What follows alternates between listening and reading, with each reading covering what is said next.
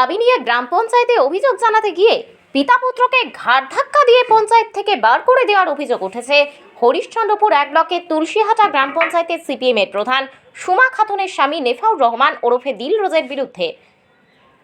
শুক্রবার রাতেই পঞ্চায়েতের সামনে ধর্নায় বসে পিতা পুত্র।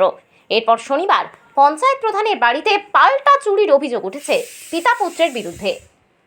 আঙ্গারমুড়ি গ্রামের ফিরোজ আলীর বাড়ি থেকে আব্দুস সালামের পুকুর পাড় পর্যন্ত প্রায় 40 মিটার একটি কংক্রিটের রাস্তা নির্মাণ হচ্ছিল। আব্দুস সালামের জায়গার সামনে আসার আগেই রাস্তার কাজ বন্ধ হয়ে যায়। এই নিয়ে স্থানীয় মেম্বার সালমান আলীকে জানিয়ে কোনো ফল না হয় শুক্রবার বিকেলে সালাম এবং তার পুত্র সাহিল দুজনে স্থানীয় তুলসীহাটা পঞ্চায়েতে যান অভিযোগ করতে। কিন্তু তাদের অভিযোগপত্র না নিয়ে তাদেরকে ঘাড় ধাক্কা দিয়ে পঞ্চায়েত অফিস থেকে বের করে দেওয়া হয় বলে অভিযোগ। তারপরেই তারা বিকাল থেকে রাত পর্যন্ত ওই পঞ্চায়েতের গেটে ধর্নায় বসে পড়েন। খবর পেয়ে ঘটনাস্থলে ছুটে যান হরিশ্চন্দ্রপুর থানার পুলিশের আশ্বাসে ধর্না তুলে নেন তারা। যদিও প্রধানের স্বামী দিলরোজ তার বিরুদ্ধে ওঠা অভিযোগ একেবারে মিথ্যা বলে দাবি করেছেন। সালাম বলেন, গ্রামে পঞ্চায়েত থেকে ঢালাই রাস্তা হচ্ছে, আমার পুকুর পাড় পর্যন্ত ঢালাই রাস্তার স্টিম ধরা হয়েছে। সিপিএমের বুথ মেম্বার সালমান অর্ধেক রাস্তায় ইট বিছিয়ে অন্য জায়গায় কাজ শুরু করেছে। শুক্রবার লিখিত অভিযোগ নিয়ে পঞ্চায়েত প্রধানের কাছে গিয়েছিলাম, প্রধান অভিযোগপত্র গ্রহণ করেননি।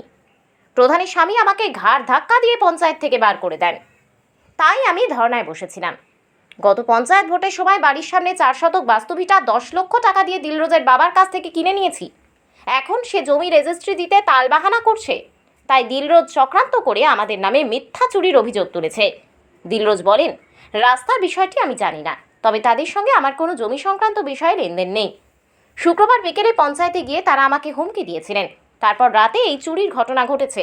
আমার অনুমান তারা এই চুরির ঘটনায় জড়িত রয়েছে। আমাদেরকে সম্পূর্ণ চক্রান্ত করে আমাদেরকে ফাঁসানো হচ্ছে, নিজে পাওয়ার দেখাচ্ছে প্রধানের। বাস আমার এইটুকুই বক্তব্য যে আমাদেরকে চক্রান্ত করে আমার বাবা আর আমাকে ফাঁসানো হচ্ছে, বাকি কিছু না। ওই কালকের রাগ এখানে আমাদের পর ঝাড়ছে, নিজের একটা যে কোনো ও কিনা ফিল্ম জগৎকে বাস্তব জগতে নিয়ে আসছে। ও বলছে যে ফিল্ম জগৎ এটা, কিন্তু জানে না এটা বাস্তব জগৎ, রিয়েল লাইফ। চাইছি যে আমরা আমি এবং আমার বাবা কালকে 4টার দিকে, বিকাল 4টার দিকে আমরা পঞ্চায়েতের গেটে গিয়েছিলাম। ওখানে গিয়ে ভিতরে ঢুকে প্রধান সাহেবকে আমরা আমাদের কমপ্লেনটা জানিয়েছি এবং রিসিভ কপি চেয়েছিলাম। কিছুক্ষণের মধ্যে বলছে হ্যাঁ রিসিভ কপি দিব, আর কিছুক্ষণের মধ্যে বদলে যাচ্ছে, বলছে আর রিসিভ কপি দেওয়া হবে না, টাইম শেষ হয়ে গেছে। একটু আগে যে লোকটা বললো যে রিসিভ কপি দিব আর এখনই বলছে দিব না, তারপর থেকে আমার বাবা ওখানে ধর্নায় নেমে গেল, বলছে আমরা এখান থেকে যাবো না, রিসিভ কপি না দেওয়া হলে আমরা এখান থেকে সরবো না। তারপরে অনেকক্ষণ ধরে আমরা পঞ্চায়েতের গেটে বাইরে দাঁড়িয়ে বসে আছি, গেটের কাছে অনেকক্ষণ ধরে দাঁড়িয়ে আছি গেটের কাছে। ভুল কথা, আমি কাউকে বাঁচানোর জন্য কেন করব? এটা পঞ্চায়েতের রাস্তা, যেতে এই রাস্তাটা আছে, এই রাস্তা পৈপতি সম্পত্তি এটা, তো এই রাস্তাটা আমি কারো পৈপতি সম্পত্তিতে করতে পারবো না দাদা। কিন্তু নকশাই তো বলছে যে এটা পঞ্চায়েতের রাস্তা রয়েছে। পঞ্চায়েতের বের করতে হবে তো, নাম্বার কি বের করে দিতে পারবে? কারো পৈপতি সম্পত্তি কোনো নাম্বার বের করতে দিতে পারে না? ওরা যারা আছে, যাদের সঙ্গে আছে গ্রামবাসী মিলে বের করবে রাস্তাটা। তো পঞ্চায়েত থেকে মাপজোক না করে কাজে হাত কি করে দিলেন? না, এই রাস্তাটা করা ছিল প্রথম থেকেই, এই রাস্তাটা আমাদের হাতে নাই, প্রথমেই এটা স্কিম করা ছিল। কত মিটার রাস্তা ধরেছেন কাজের? এই মিটারটা 43 মিটার আছে, তো এখানে তো 20 মিটারের মতো হয়েছে। 20 মিটার করে ছেড়ে দেবো, আর বাকি রাস্তার কথাই করবেন? বাকি রাস্তাটা এখনো করবো না আমি, কথাই দেখবো পঞ্চায়েতের সঙ্গে যোগাযোগ করে। পঞ্চায়েত বলে আগে করতে হবে তো আমি করবো, না করলে পঞ্চায়েত ওটা দেখবে। তাহলে পঞ্চায়েতের রাস্তা থাকা সত্ত্বেও আপনি কেন করছেন না? হ্যাঁ, কেন করছেন না? কেন করবো? ওই তো পৈপতিক সম্পত্তি আছে, এটা পৈপতিক সম্পত্তি আমি কারো করতে পারি দাদা? কিন্তু এখানে তো স্থানীয় বেশ কয়েকজন দাবি করছে যে এটা পঞ্চায়েতের রাস্তা। ও তো পঞ্চায়েতের রাস্তা হলে ওকে বের করে দিতে হবে পঞ্চায়েতে। পূর্ণ মিথ্যা। ওনার কাছে যদি কোনো প্রমাণ থাকে তাহলে উনি প্রমাণ করুক, আর আমি প্রমাণ করছি যে আমার সাথে কোনো জমি জমা সংক্রান্ত কোনো লেনদেন নেই, কোনো কিছু নেই, এটাই সত্য। আর যেটা রাস্তা নিয়ে অভিযোগ তুলছেন, তার যে পঞ্চায়েতের রাস্তায় সে ঢালাই না করা অন্য যে রাস্তা করে দিচ্ছেন আপনি। আমি এই সংক্রান্ত কোনো অভিযোগ পাইনি, আমি এই সংক্রান্ত কিছু জানি না। তা যেই ঢালাই রাস্তা হচ্ছে ওটা কি পঞ্চায়েতের রাস্তা ঢালাই হচ্ছে? আমি এই সংক্রান্ত কিছু জানি না, যে কোনো রাস্তা নিয়ে কোথাও কোনো সমস্যা আছে আমি জানি না। তো কালকে যখন তারা পঞ্চায়েতে যে আপনি তাদেরকে ঘাড় ধাক্কা দিয়ে বার করে দিয়েছেন, তারা ধর্নায় কোনো বসেছিলেন? ঘটনা ঘটেনি। গতকালকে ধর্নায় ছিল না, এরকম কোনো ঘটনা ঘটেনি, কারণ যেহেতু পঞ্চায়েত তো 5:30টার মধ্যে বন্ধ হয়ে যায় অফিস। তারপরে কি হয়েছে আমি কিছু জানি না, আমি ছিলাম না।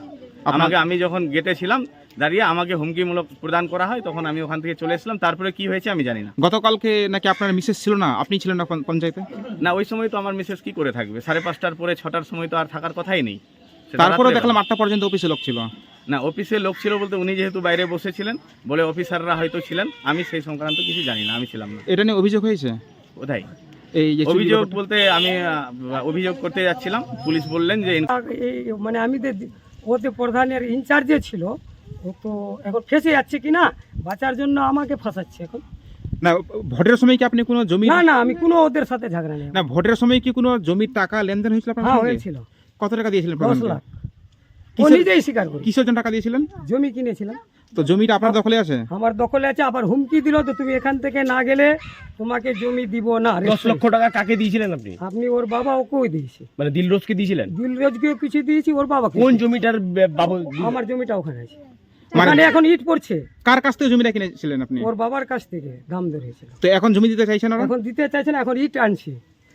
তারপরে? প্রধানের স্ত্রী ছিল না, প্রধান ছিল, এ ছিল রোজ দিলরোজ। আমরা 4টার সময় অঞ্চলে গেলাম, একটা স্লিপ দরখাস্ত জমা দিতে।